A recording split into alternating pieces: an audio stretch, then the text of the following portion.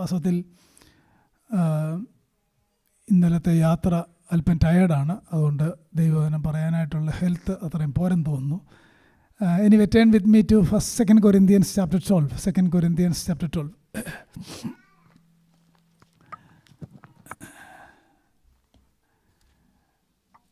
Verse number 7, 8, 9 and 10. 7 to 9. I will read that verses. 2 Corinthians chapter 12, verses 7 to 9. Please listen to me carefully. Because of the surpassing greatness of the revelations, for this reason, to keep me from exalting myself, there was given me a thorn in the flesh, a messenger of Satan to torment me, to keep me from exalting myself. Concerning this I implored the Lord 3 times, that it might leave me. And he has said to me, my grace is sufficient for you, for your power is perfect in weakness. Most gladly, therefore, I will rather boast about my wickedness, so that the power of Christ may dwell in me. Very, very powerful verse. I know that most of you are very familiar with this passage and the exposition of this passage. I myself preached 2 times from this pulpit about this passage. But today I have to add some more things to this passage. So I need your attention. You know that for me it is very difficult to preach both language. അത് അത്രയ്ക്ക് language അറിയാൻ മേലെങ്കിൽ ഭയങ്കര പാടാണ് 2 ലാംഗ്വേജുകളും കൈകാര്യം ചെയ്യാൻ. Ether one ആണെങ്കിൽ it is okay, നമുക്ക് എഴുതിക്കൊണ്ടൊക്കെ ഒന്ന് പറയാൻ പറ്റും. അതുകൊണ്ട് ഓൾറെഡി ഞാൻ എൻ്റെ ലാംഗ്വേജിൽ തന്നെ പ്രസംഗിച്ചാൽ തന്നെ ഡ്രൈ പ്രസംഗമാണ്. അന്നേരം 2 ലാംഗ്വേജോടെ പറഞ്ഞാൽ എത്ര ഡ്രൈ ആയിരിക്കും. എനിവേ,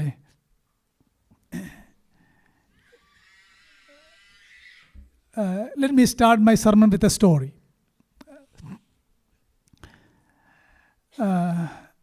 ഒരു വളരെ പാവപ്പെട്ടൊരു മനുഷ്യന്, a poor man had wanted to go on a cruise.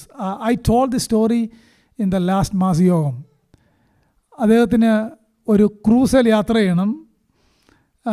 So he is from a very poor family. If he want to go to a cruise, he need to earn money. Somehow he collected the money and purchased the ticket for a 1-week cruise. Knowing ഈ story ഞാൻ വായിച്ചത് 80s എഴുതിയൊരു ബുക്കിൽ നിന്നാണ്. 80s എഴുതിയ book. So ഇന്നത്തെ പോലെ internet access അന്ന് ഇല്ലാത്തതുകൊണ്ട് അദ്ദേഹം he went to a travel agent, looked over the cruise brochures, picked out one that was especially attractive and brought a ticket with the money he had saved so long.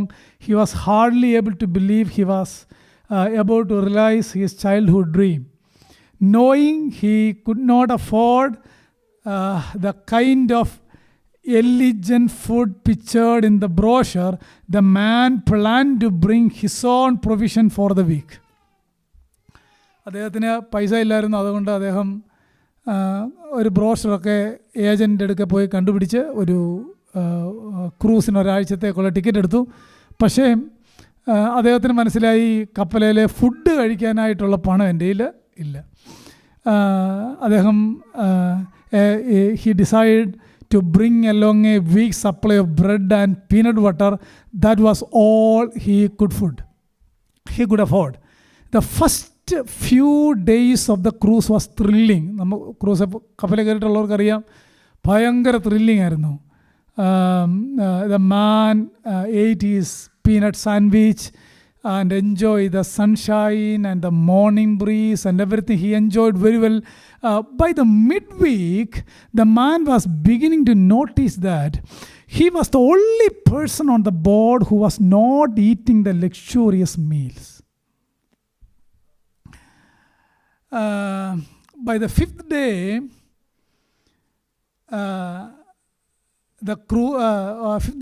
by the fifth day of the cruise, the man could take it no longer.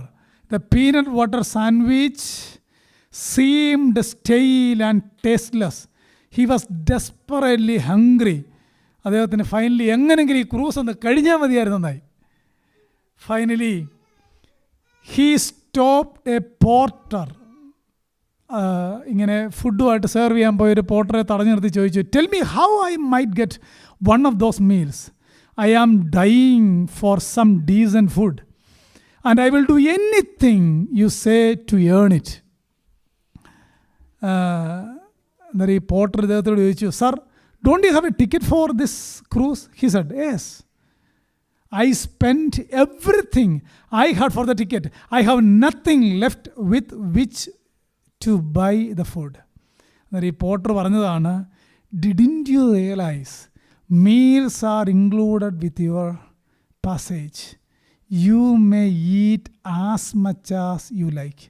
സംഭവിച്ചത് എന്താണെന്നറിയാമോ? Cruise കഴിഞ്ഞിട്ട് ദിവസമാണ് പുള്ളി പോർട്ടറെ തടഞ്ഞു നിർത്തി ഇത് ചോദിക്കുന്നത്. ഈ റൈറ്റർ എഴുതിയേക്കുന്നത് ഇങ്ങനെ, lot of Christians live like that man, not realising unlimited provisions that are theirs in Christ. There is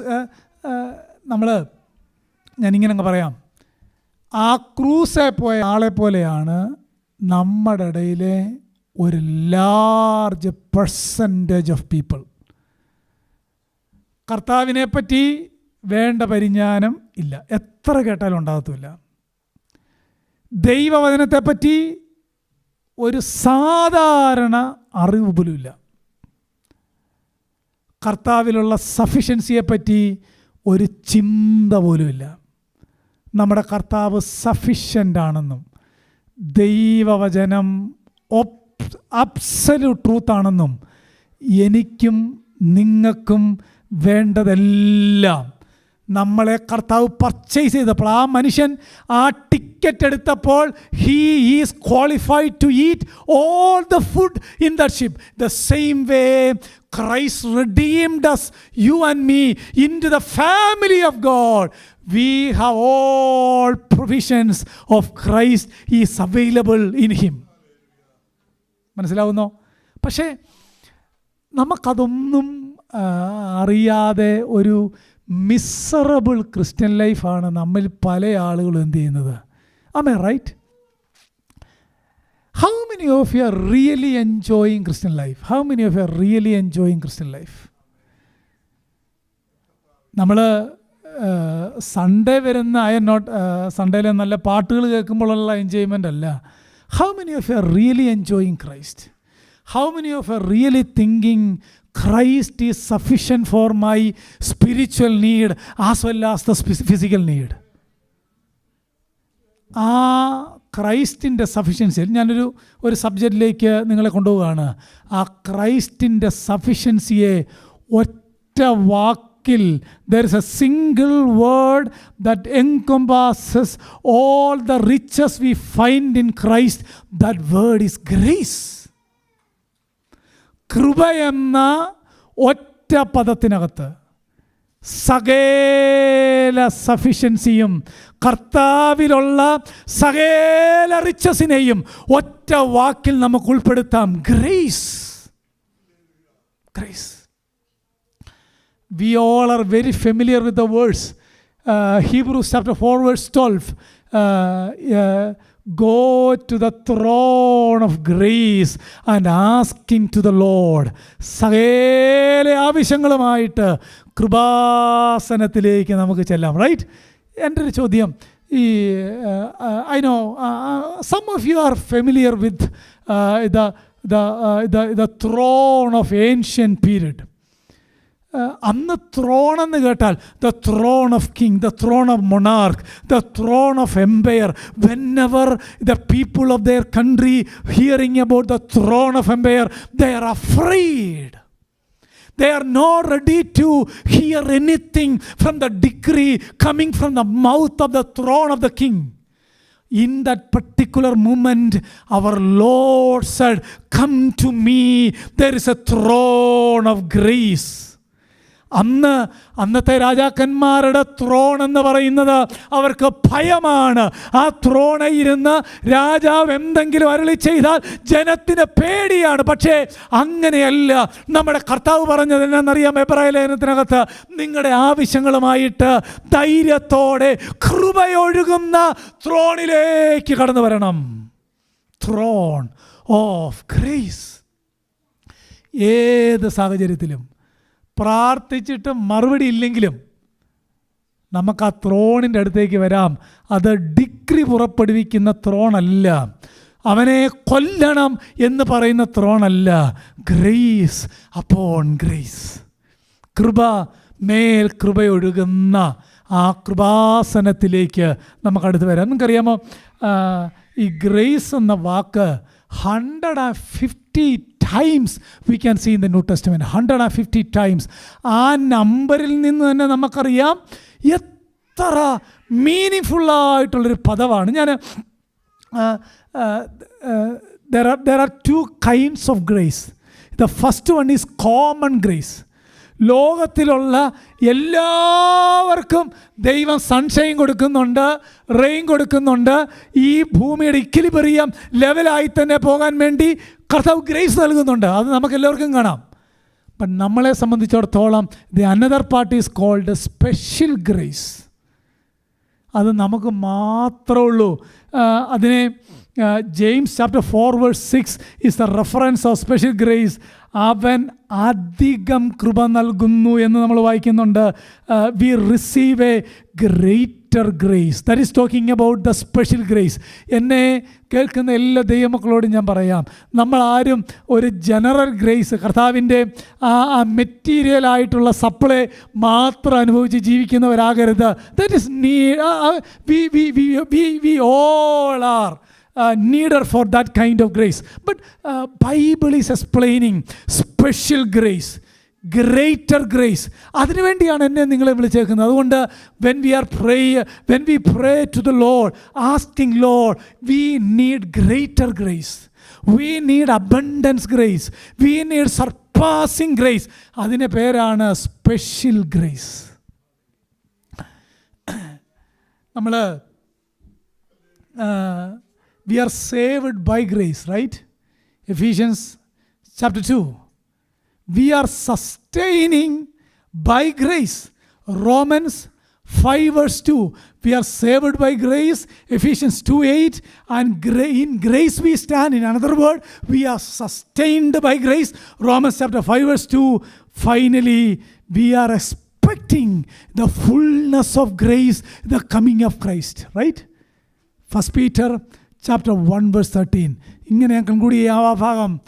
saving grace, standing grace and the coming grace.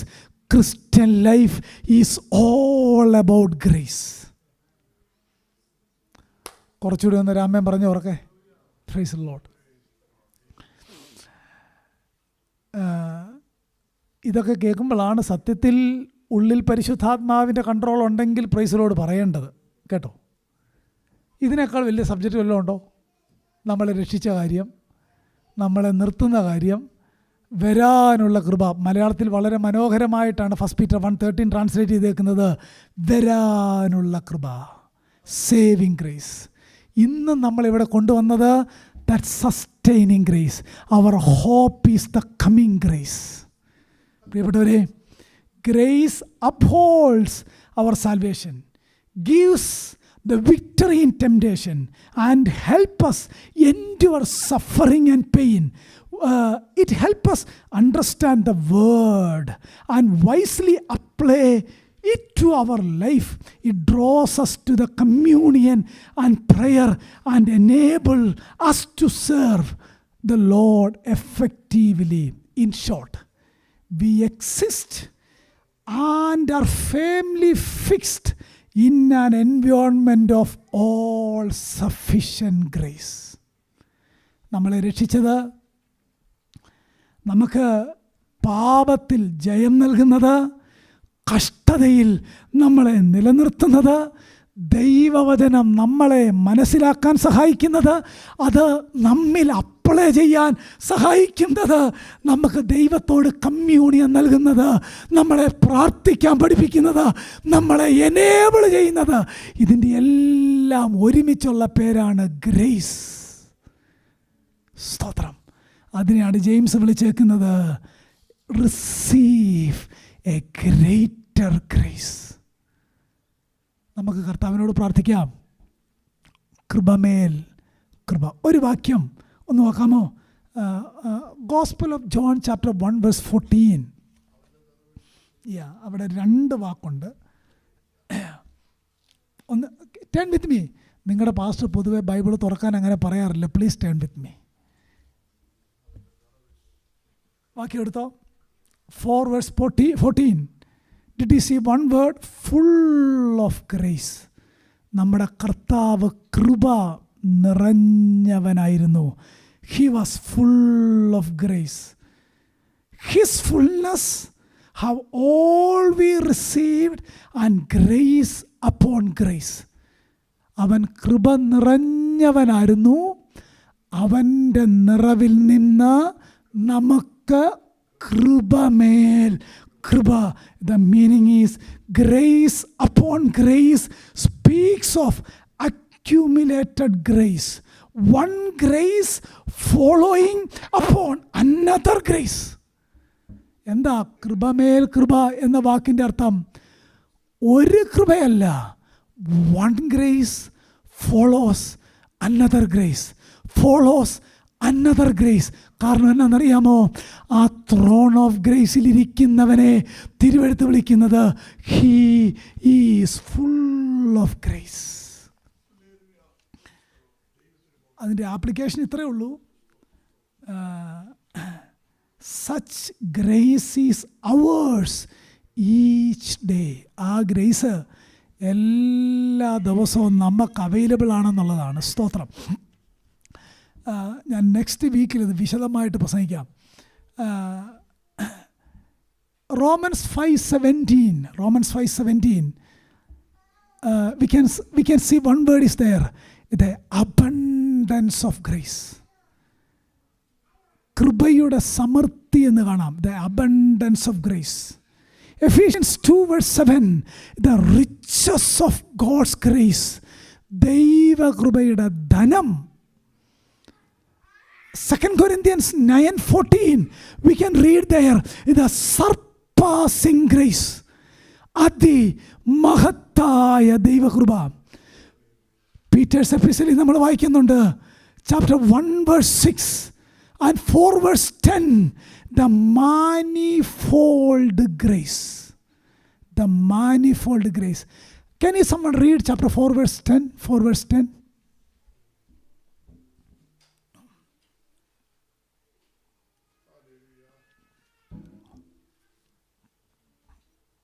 4:10. Please read and help me. 4:10. Yeah, please read. In Malayalam or English?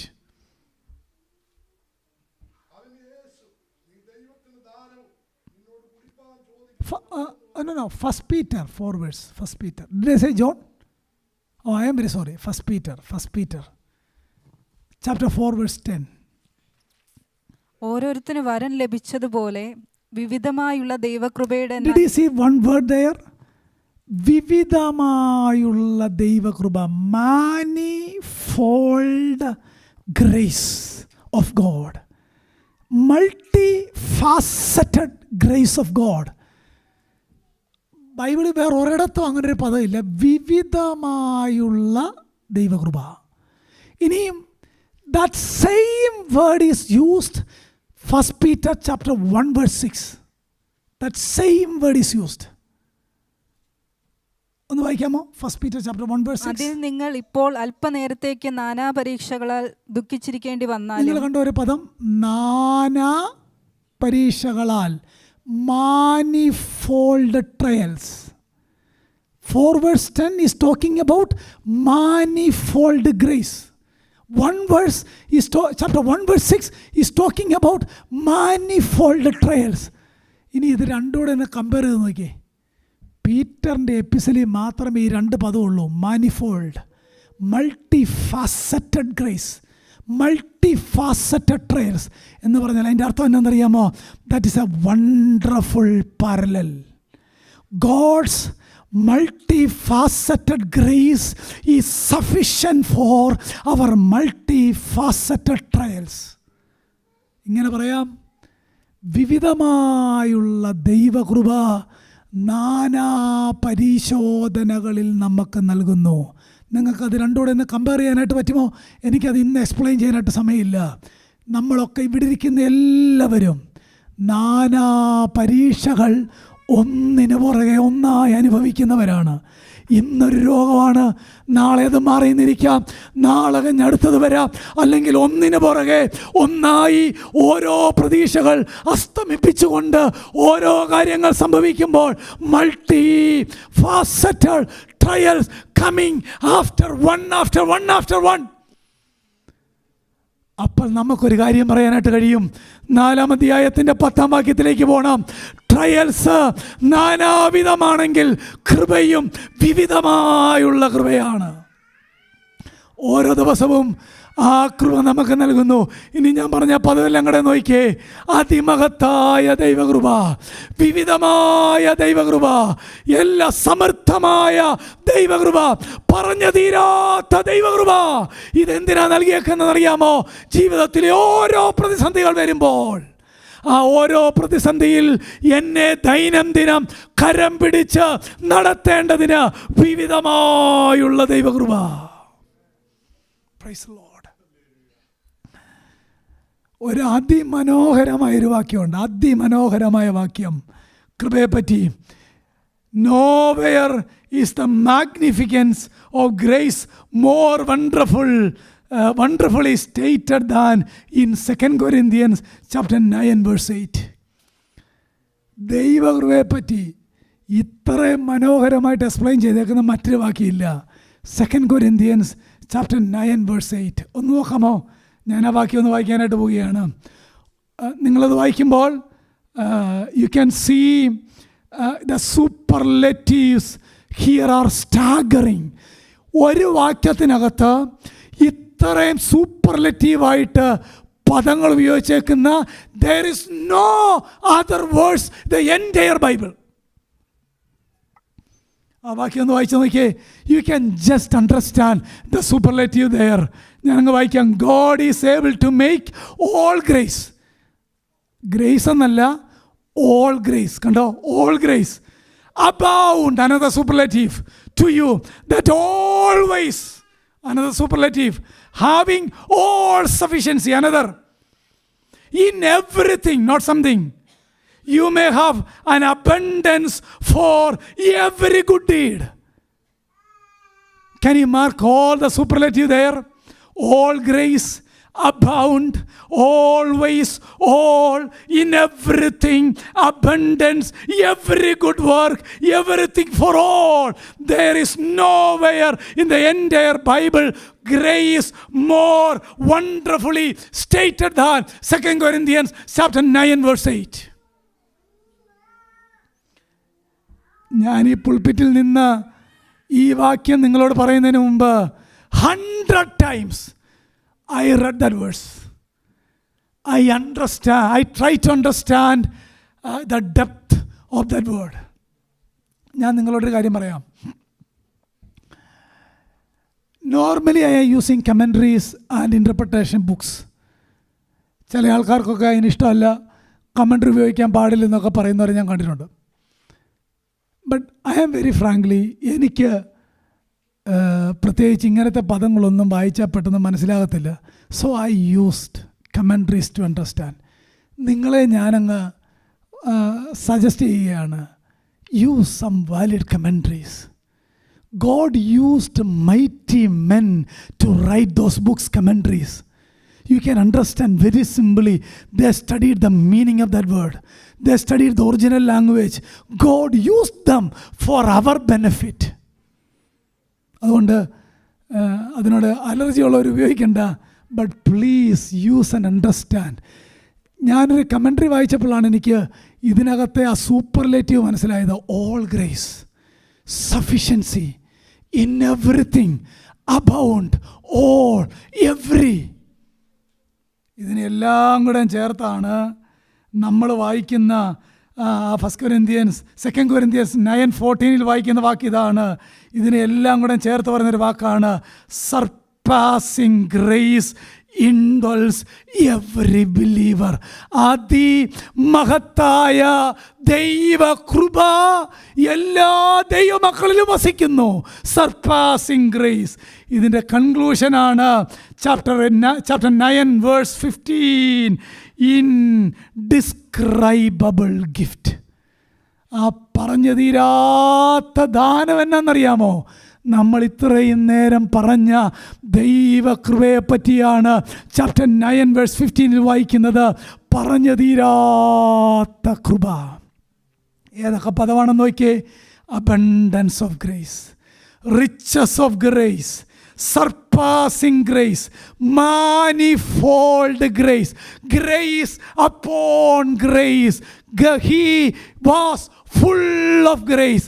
ആ same വേഴ്സാണ് നമ്മൾ ഇന്നത്തെ ധ്യാനത്തിനായിട്ട് വായിച്ചത്. My grace is sufficient for you. ദൈവം അനുവദിച്ചാൽ next week I will explain that passage.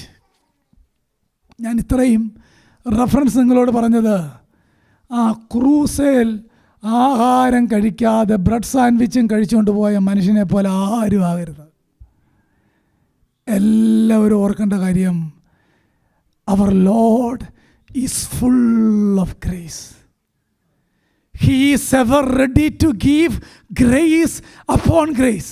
In every circumstances, He knows how much measure of grace we are need for. Our Lord is able and He is sufficient to give all grace. അങ്ങനെ ഒന്ന് പ്രാർത്ഥിക്കാൻ പറ്റുമോ? Grace. ഇന്ന് നമ്മൾ രാവിലെ കേട്ട എനിക്ക് വന്നേ സഹോദരന്മാരാണെന്ന് പറഞ്ഞത്, അവർ കൃപ എന്നാർത്തുകൊണ്ട് എന്ത് ചെയ്തെന്നാ. But do you know what is the meaning of that verse?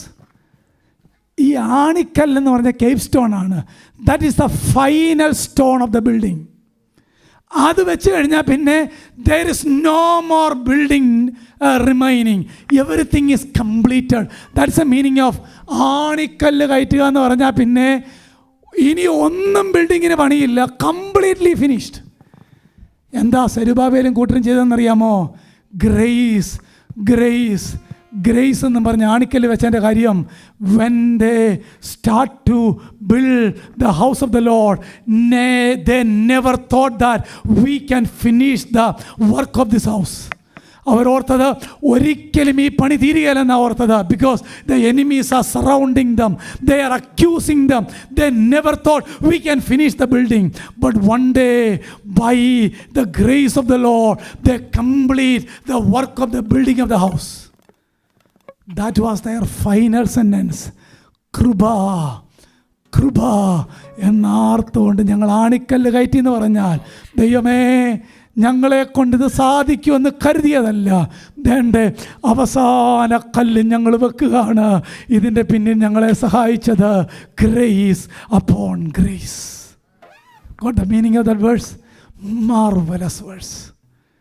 നമ്മളിങ്ങനെ കൃപ എന്ന് പറയുന്നത് എത്രമാത്രം ഡീപ്പായിട്ട് ചിന്തിച്ചതാണെന്ന് എനിക്കറിയില്ല. ഞാൻ ഈ പുസ്തകം എൻ്റെ ഹൃദയത്തിൽ കൊണ്ടു നടക്കുന്ന ഒരാളാണ്. എനിക്കിതിനേക്കാൾ വലുത് ഈ ആകാശത്തിന് കീഴിലൊന്നുമില്ല. ഈ പുസ്തകം മാത്രമാണ് എൻ്റെ എല്ലാം. ഒരു വാക്യെടുത്താൽ എത്രമാത്രം അതിനകത്ത് സത്യമുണ്ടെന്ന് I will read, meditate, study, read, meditate, study. എഴുതുകയും പഠിക്കുകയും വായിക്കുകയും ഏതെല്ലാം സോഴ്സ് ഉപയോഗിക്കാമോ അതെല്ലാം ഉപയോഗിക്കും. കാര്യം എന്നാണെന്നറിയാമോ? ശത്രു നമ്മളെ തോൽപ്പിക്കാതിരിക്കാൻ അവൻ്റെ തന്ത്രങ്ങളെ നമ്മൾ അറിയാതെ എന്ത് ചെയ്യരുത്. ഏറ്റവും പ്രധാനപ്പെട്ട കാര്യം, അവനോട് എതിർത്ത് നിൽക്കാൻ കഴിയേണ്ടതിന് അടുത്ത വാക്യം എന്നാ വായിക്കുന്ന അറിയാമോ? Stand firm in the faith. എങ്ങനെ പിശാചിനെ തോൽപ്പിക്കാൻ കഴിയുന്നേ? Stand firm in the faith. That is the only means we can win over our enemies. There is no other strategy. There is no human-made strategy to win over Satan. Only one main strategy revealed in the Bible: stand firm in the truth. If you have no idea about the truth, if you have no idea about the doctrine of the Bible, you cannot resist the devil. If you want to live a sufficient Christian life, please understand grace upon grace. All grace, in everything, abounding, all sufficiency. Amen. I will explain, if God willing, next Sunday. Never forget, ആ ക്രൂസിൽ പോയവനെ ഒരിക്കലും മറക്കരുത്. Please understand the truth, resist the devil, and live a victorious Christian life. Amen.